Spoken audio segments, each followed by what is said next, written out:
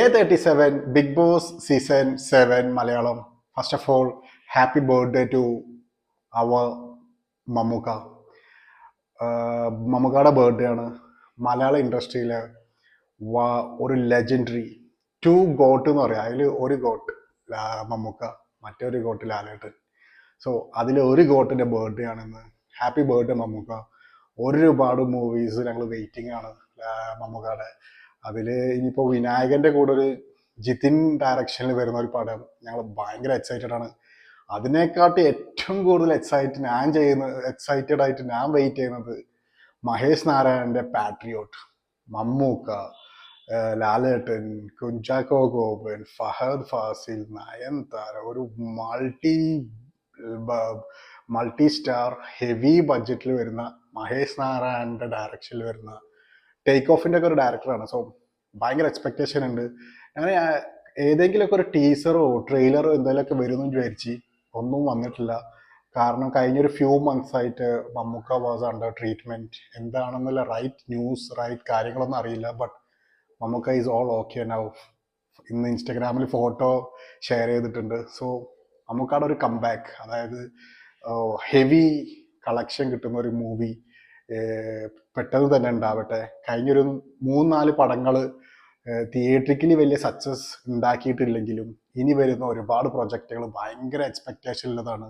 So eagerly waiting. And once more happy birthday Mammookka. So Bigg boss season 7 day 35 ഒരുപാട് കാര്യങ്ങളൊന്നും നടന്നിട്ടില്ല. ഇന്നലെ fire ആയിരുന്നെങ്കിൽ ഇന്ന് കുറച്ചുകൂടി ശാന്തിപരമായിട്ട്, അതായത് പീസ് ആയിട്ടാണ് ലാലേട്ടൻ നേരിട്ടത്. ഒരുപാട് അഡ്വൈസസും കാര്യങ്ങളും ഒക്കെ കൊടുത്തു. എങ്ങനെയാണ് ഗെയിം കളിക്കേണ്ടത്, എല്ലാ ഗെയിമും ഫിസിക്കൽ ടാസ്കിലാണ് ഇവിടുത്തെ കോണ്ടസ്റ്റൻസ് കളിച്ചുകൊണ്ടിരിക്കുന്നത്. സോ ലാലേട്ടൻ പറയുന്ന പറഞ്ഞാൽ കുറച്ചും കൂടി ബുദ്ധി ഉപയോഗിച്ചിട്ട് സ്ട്രാറ്റജിക് ആയിട്ട് ആലോചിച്ചിട്ട് കളിക്കാം. അതിലൊരു എന്താന്ന് പറഞ്ഞു കഴിഞ്ഞാൽ, ഒരു ഉദാഹരണം, ആ ഒരു കിരീട യുദ്ധത്തിൽ തൊപ്പി എടുക്കുന്ന ഒരു ഗെയിം ഉണ്ടായിരുന്നു. അത് കുറച്ചും കൂടി ഫൺ, കുറച്ച് ഇന്റലിജന്റ് ആയിട്ട് കളിക്കേണ്ട കളിയായിരുന്നു. ബട്ട് ഈ ഒരു സീസൺ 7 എനി ഗെയിം അത് ഫിസിക്കലിലോട്ട് പോകും. അതാണ് ഇത്തവണത്തെ ഒരു എന്താ പറയുക 18, 19 പിന്നെ 5, 24 കോണ്ടസ്റ്റന്റ് ചിന്താഗതി. അതാണ് ഒരുപാട് ആലോചിക്കാണ്ടാണ് അവർ സ്ട്രാറ്റജികൾ പണിയുന്നത്. ജസ്റ്റ് ഫിസിക്കൽ അതാണ് അവരുടെ ഒരു ഗെയിം പ്ലാൻ. ബട്ട് ഈ ഒരു ഗെയിമിൽ ബിഗ് ബോസ് കൊടുക്കുമ്പോൾ അതിന്റെ പിന്നിൽ ഒരുപാട് കാര്യങ്ങളുണ്ട്. ആലോചിച്ച് ചെയ്ത് കഴിഞ്ഞാൽ വളരെ ഈസി ആയിട്ട് ചെയ്യേണ്ട ഗെയിമുകളാണ്. ബട്ട് ഇവിടെ ഭയങ്കര ഫിസിക്കലായിട്ട് അടിയാക്കി ഒരാളെ കുത്തി പിടിച്ച് അടിച്ച്. കഴിഞ്ഞ ആ ഒരു തൊപ്പി കേസിൽ തന്നെ അനീഷിന്റെ ഒരു ഡിസ്കഷൻ ഇന്നത്തെ എപ്പിസോഡിലുണ്ടായിരുന്നു. അനീസ് ബോധം കെട്ടു, അതിൻ്റെ അടുക്ക് അനീഷ് ഷാനവാസിനെ കടിച്ചു. സോ ഇതിൻ്റെ ഒന്നും ആവശ്യമില്ലാണ്ട് വളരെ ഫണ്ണി ആയിട്ട് കളിക്കേണ്ട ഗെയിം എവറിത്തിങ് ഇത്തവണത്തെ ഈ സീസണിലത്തെ കോണ്ടസ്റ്റൻസ് ഫിസിക്കലായിട്ട് എടുക്കും. കഴിഞ്ഞതിൻ്റെ ഒരു ബിഗ് ബോസ് സീസൺ 4-ലോ 5-ലാണ് ബ്ലെസ്ലി വൺ ഓഫ് ദ കിഡിലും ബ്രെയിൻ ഉപയോഗിച്ച് ഗെയിം കളിച്ചൊരു വ്യക്തിയായിരുന്നു. അങ്ങനത്തെ ഒരു ടൈപ്പ് ഓഫ് കോണ്ടസ്റ്റന്റ് ഈ ഒരു സീസണിൽ മിസ്സിംഗ് ആണ്.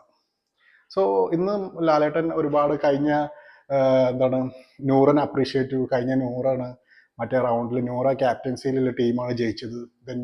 നൂറക്ക് 3 പവേഴ്സ്, അതായത് ഇമ്മ്യൂണിറ്റി, പിന്നെ വേറൊരാളെ നോമിനേറ്റോട്ട് സജസ്റ്റ് ചെയ്യാം, പിന്നെ ഫാമിലി കൊണ്ട്, അതായത് 1 വീക്ക് ഫാമിലി നിർത്താനല്ല 3 സൂപ്പർ പവേഴ്സ് കൊടുത്തിട്ടുണ്ടായിരുന്നു. അത് 3ഉം ജയിച്ച നൂറയുടെ ടീമിനാ കിട്ടിയത്.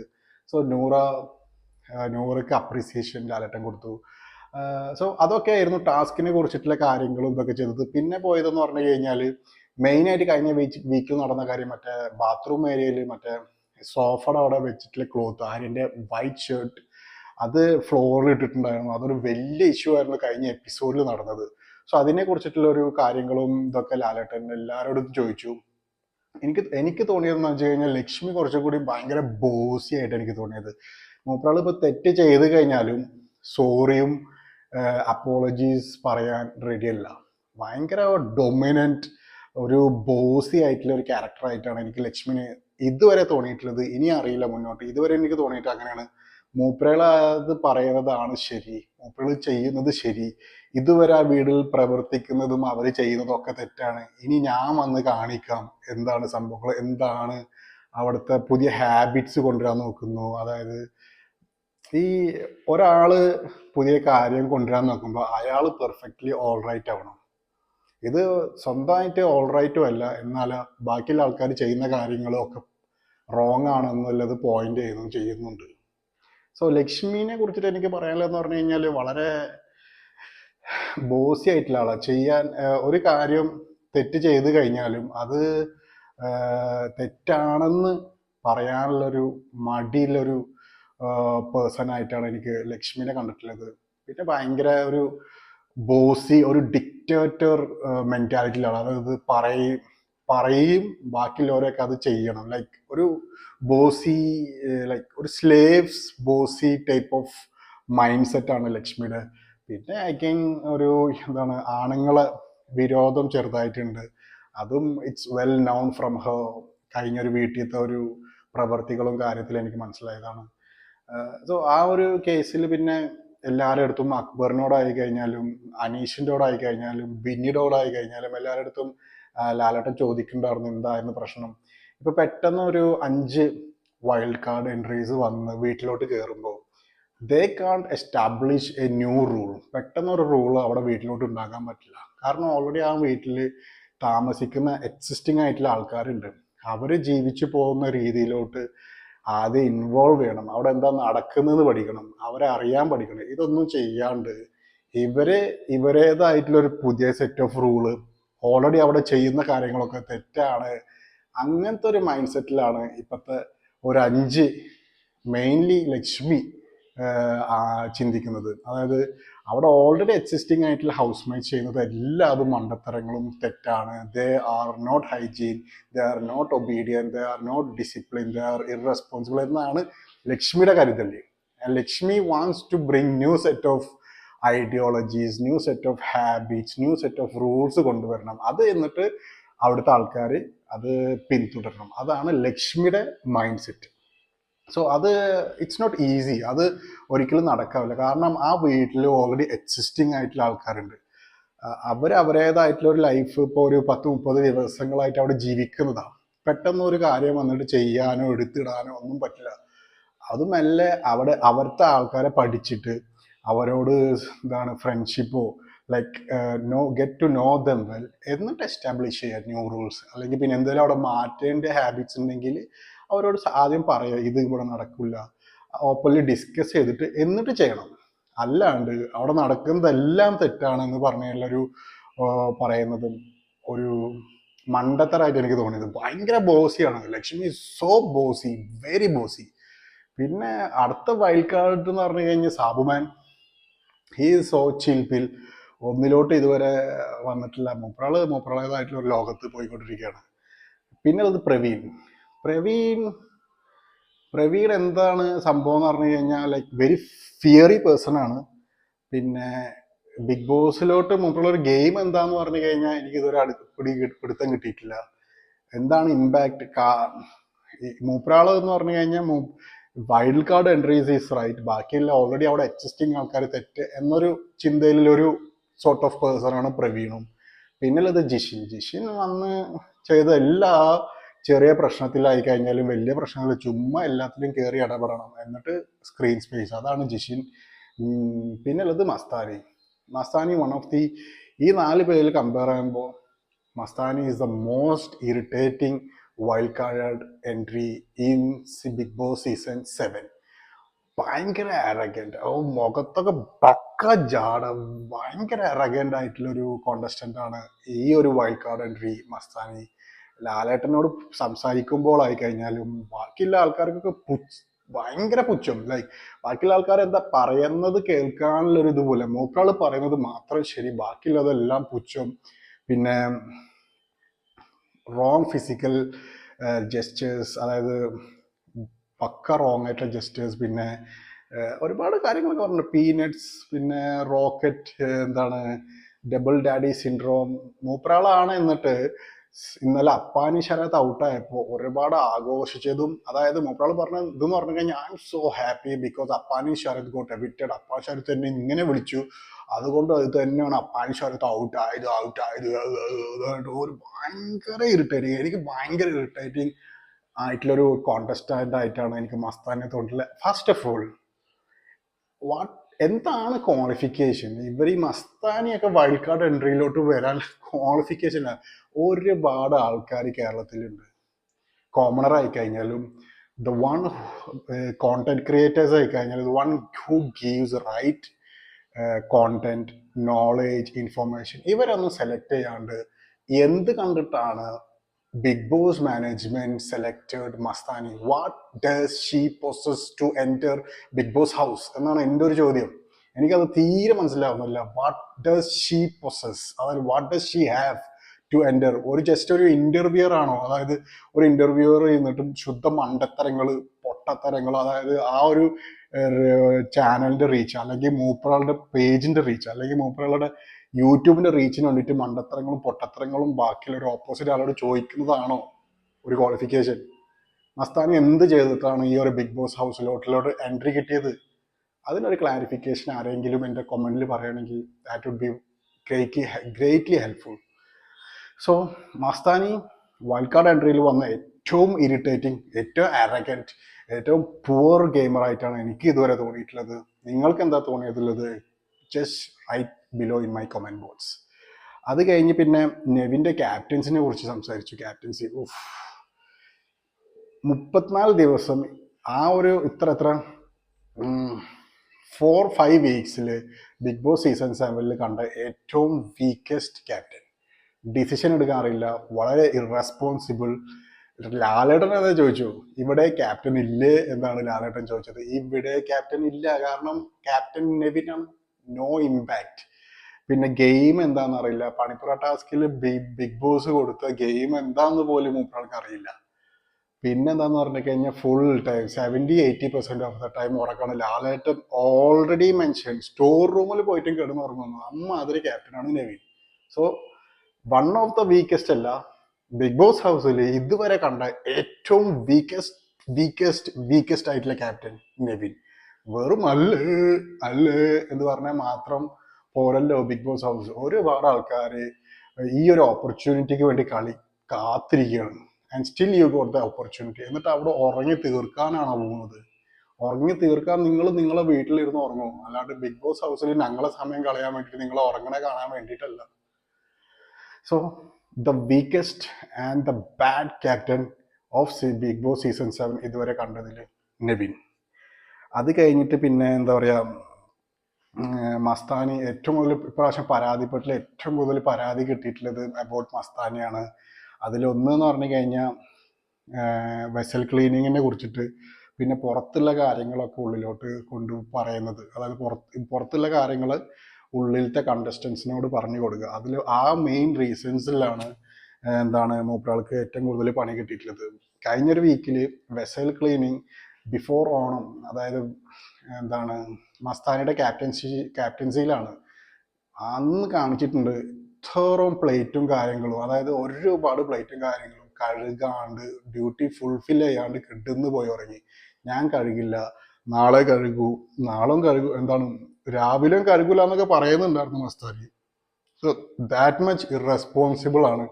ആൻഡ് ഫസ്റ്റ് ഓഫ് ഓൾ ഈ മസ്താനിയൊക്കെ എങ്ങനെ ക്യാപ്റ്റൻ ആയത്? വന്ന് കയറിയൊക്കെ തന്നെ ഓൺ വാട്ട് ബേസിസ്? റൂളും കാര്യങ്ങളും അവിടെ എന്താ നടക്കുന്ന പോലും അറിയാത്ത ഒരാളെടുത്ത് ക്യാപ്റ്റൻസി കൊടുത്തു കഴിഞ്ഞാൽ അതും പിന്നെ ഇങ്ങനെ തന്നെ ആയിരിക്കും. പിന്നെ മൂപ്പറുള്ള behaviour adamant and irresponsible and arrogant ആയിട്ടുള്ള ഈ മസ്താനിക്ക് കൊടുത്തു കഴിഞ്ഞാൽ അതൊക്കെ അങ്ങനെ തന്നെയൊക്കെ നടക്കും. സോ അതൊക്കെ വലിയൊരു ഇഷ്യൂ ആണ്. ലൈക്ക് ഇതെൻ്റെ വീടൊന്നുമല്ല, എനിക്ക് എങ്ങനെ കാണാൻ പറ്റൂ എന്നുള്ളതൊക്കെ പക്ക പത്തറ്റിക് പിറ്റി ഡയലോഗ്സ് ആണ് മസ്താനി അവിടെ അടിച്ചിറക്കിയത്. സോ ആ ഒരു 100 ദിവസം അവിടെ നിൽക്കുമ്പോൾ ആ വീട് നമ്മൾ സ്വന്തം വീട് പോലെ കാണണം. അത് കാണാൻ പറ്റാത്ത ആൾക്കാരൊക്കെയാണ് ബിഗ് ബോസ് ഈ വീട്ടിലോട്ട് കയറി വിട്ടിരിക്കുന്നത്. സോ അത്രക്കും റെസ്പോൺസിബിലിറ്റി പ്രതീക്ഷിച്ചാൽ മതി. കാരണം സ്വന്തം വീടായിട്ട് കാണാൻ പറ്റാത്ത ആൾക്കാരൊക്കെ ചുമ്മാ ഈ ഒരു ഗെയിമിലോട്ട് ആദ്യം തന്നെ സെലക്ട് ചെയ്യേണ്ട ഒരു ആവശ്യമല്ല. After all she doesn't have any qualification to enter this Bigg boss house. So അത് കഴിഞ്ഞ് ഇവിടെ ഒന്ന് കാണണമെന്ന് വെച്ച് കഴിഞ്ഞാൽ wild card versus existing contestants, ആ ഒരു ഗ്യാങ്ങിലാണ് ഇപ്പോൾ പോയിക്കൊണ്ടിരിക്കുന്നത്. ഇപ്പോൾ ഓൾറെഡി അക്ബർ അപ്പാനി ശരത്ത് അതൊരു ഡുവോ ഗെയിം ആയിരുന്നു. അതിപ്പോൾ അപ്പാനി ശരത്ത് ഇന്നലെ എവിക്റ്റ് ആയതുകൊണ്ട് അക്ബർ ഓൾ അലോൺ ആണ്. But Akbar is A good gamer. പറയാനുള്ള കാര്യങ്ങളൊക്കെ പറയും. ഓവർ അഗ്രസീവ് ആണ്, but still he's A good gamer. Wild card entries versus assisting contestant, ആ ഒരു ഗ്യാങ്ങിൽ ഇനിയിപ്പോൾ നാളെ മുതൽ എന്താ നടക്കാവുന്ന, ലൈക്ക് ഇവർ ഇനിയിപ്പോൾ വൈൽഡ് കാർഡ് എൻട്രി അല്ല, ഓൾറെഡി അവരൊരു ഹണിമൂൺ പീരീഡ് കഴിഞ്ഞു. They are also known as the existing contestants in big boss season 7. So അവർ വൈൽഡ് കാർഡ് എൻട്രി ആയിട്ട് ഇനി അവരെ കാണാൻ പറ്റില്ല. സോ ഇനി നാളെ മുതൽ പുതിയ ഗ്യാങ് ആരൊക്കെ ആയിരിക്കും പുതിയ സുഹൃത്തുക്കൾ. പിന്നെ ഇന്ന് വേറൊരു ഇതെന്ന് വെച്ച് കഴിഞ്ഞാൽ, കണ്ടെടുത്തോളം അനു ഈസ് ഭയങ്കര കോൺഫിഡൻസ് ഡൗൺ ആയിട്ട് എനിക്ക് തോന്നിയത്. തുടക്കം മുതൽ അവസാനം വരെ കിളി പോയ പോലെ ഇരിക്കുന്നുണ്ട് അനു. ഇന്നലത്തെ എന്താണ് ലാലേട്ടൻ്റെ ആ ഒരു ഫിയറി കാര്യങ്ങൾ, പെർഫോമൻസ് ആൻഡ് ഫിയറി ആയിട്ടുള്ള വാക്കുകളൊക്കെ ഉണ്ട്. Anumol is completely down. ഇന്നത്തെ എപ്പിസോഡ് ഫസ്റ്റ് മുതലേ അതറിയാം. On her face it's return, confidence level is 2-0. പിന്നെ മൂപ്പളാർ ലോകത്തെ ഇല്ല എന്ന് മനസ്സിലാക്കുന്നു. അനുമോൾ ഒരുപാട് ഗെയിമിംഗ് ഒന്നും ഇല്ല, അവിടുത്തെ കോണ്ടസ്റ്റൻസ് തന്നെ പിടിച്ച് വലുതാക്കി ഇട്ടിട്ടില്ലാണ് അനുമോള്. വേറെ പ്രത്യേകിച്ച് ഗെയിമിംഗ് സ്ട്രാറ്റജി ലെവലിലൊന്നും അനുമോളൊന്നും അവിടെ ചെയ്തിട്ടില്ല, വെറും കരച്ചിൽ മാത്രം. പിന്നെ ഈ പാവക്കുട്ടി സാധനങ്ങളൊക്കെ ഓൾറെഡി മറ്റേ എന്താണ് already Bigg boss season 1 already ചെയ്ത് കഴിഞ്ഞിട്ടുള്ളതാണ്. 1 തന്നെ 1 or 2 ചെയ്ത് കഴിഞ്ഞിട്ടുള്ള സാധനങ്ങളാണ്. ഞാൻ ആ മൂപ്പറുള്ള പേര് ഇവിടെ പറയുന്നില്ല. സോ ആ ഒരു സെയിം സാധനങ്ങൾ പിടിച്ച് കോണ്ടന്റ് ഇടാൻ നോക്കുന്നുണ്ടെങ്കിലും വളരെ സംഭവപരമായിട്ടുള്ള ഗെയിമിംഗ് സ്ട്രാറ്റജി ഒന്നും അനുമോള സൈഡിൽ ഞാൻ ഇതുവരെ കണ്ടിട്ടില്ല. ഒറ്റ ഗെയിമിംഗ് മാത്രമേ ഉള്ളൂ, വീട് മൊത്തം മൂപ്പറാൾക്ക് അഗെയിൻസ്റ്റ് ആയി നിൽക്കുന്നു. അതാണ് ഈ ഒരു ഓഡിയൻസിൽ അനുമോൾ ഉണ്ടാക്കിയിട്ടുള്ള ഇമ്പാക്റ്റ്. ഒരു ഒറ്റപ്പെടൽ സ്ട്രാറ്റജി, അതിൽ നിന്നാണ് മൂപ്പർക്ക് ഇതുവരെ നല്ല വോട്ട് കിട്ടിയിട്ടില്ല. അല്ലാണ്ട് വേറെ ഒന്നും അനുമോൾ ഈ വീട്ടിൽ ചെയ്തിട്ടില്ല എന്നാണ് എനിക്ക് ഇതുവരെ തോന്നിയിട്ടുള്ളത്. ബട്ട് നാളെ ഇനി എന്തോ ആവും അറിയില്ല, ബിക്കോസ് വിൽ സി. ഇപ്പോൾ ഓൾറെഡി മസ്താനി പുറത്തുനിന്നുള്ള എല്ലാ കാര്യങ്ങളും അനുമോളോട് പറഞ്ഞിട്ടുണ്ട്.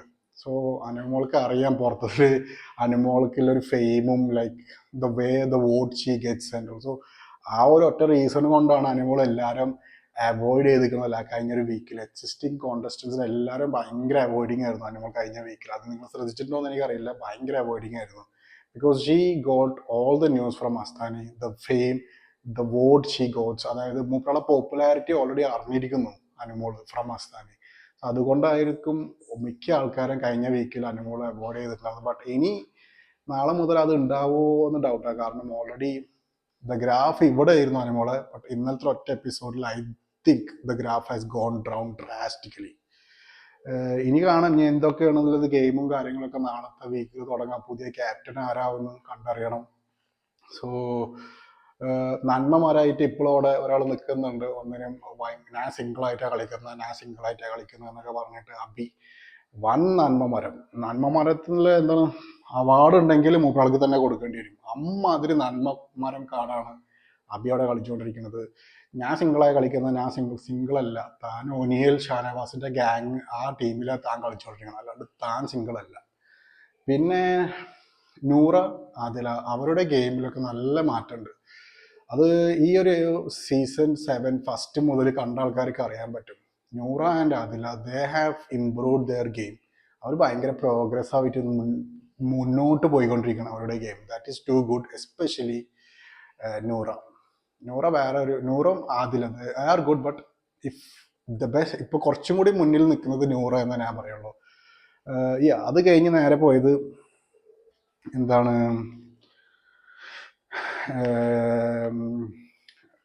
എവിക്ഷനിലോട്ട്. ആദ്യം 4 ആൾക്കാരെ എന്താ ഒരു ബോർഡിലുണ്ടായിരുന്നു. സോ എല്ലാവരും ഫോട്ടോ എടുക്കുമ്പോൾ അവർ സേഫ് ആവും. അത് 4 ആൾക്കാർ സേഫായി. പിന്നെ ലാസ്റ്റ് 4 ആൾക്കാരെ റിമൈനിങ്, ഒന്ന് ജിസേൽ, ഒന്ന് ആര്യൻ, ഒന്ന് അനു, ഒന്ന് ശൈത്യ. So 2 best friends. സോ ഈ 2 ബെസ്റ്റ് ഫ്രണ്ട്സിനും 2 ആൾക്കാരായിട്ട് ബിഗ് ബോസ് കൺഫെഷൻ റൂമിലോട്ട് വിളിച്ചു. സോ അവർ അങ്ങോട്ടും ഇങ്ങോട്ടും പറയാം, ലൈക്ക് ഇഫ് നിങ്ങൾ ഒരാളിൽ ഔട്ടാവും, അപ്പോൾ നിങ്ങൾ അങ്ങോട്ടും ഇങ്ങോട്ടും പറയാനുള്ള കാര്യങ്ങൾ പറയാം. സോ അങ്ങോട്ടും ഇങ്ങോട്ടൊക്കെ ആൾക്കാർ പറയുന്നുണ്ട്. അതിൽ ശൈത്യം അനുമോൾ ഇതിൽ എനിക്ക് ഭയങ്കര ഡ്രമാറ്റിക് ആയി തോന്നി.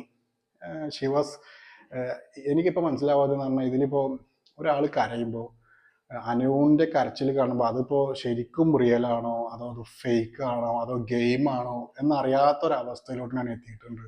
What is real, what is fake, അത്രക്കും വലിയൊരു എന്താ പറയുക, ഏഹ്, എന്താ പറയുക, ഒരു അഭിനയ സിംഹമായിട്ടാണ് എനിക്ക് അനുമോളപ്പോൾ എനിക്ക് തോന്നുന്നത്. കാരണം ഒറിജിനൽ ഏതാ ഡ്യൂപ്ലിക്കേറ്റ് ഏതാന്ന് മനസ്സിലാവാത്തതായിട്ട്.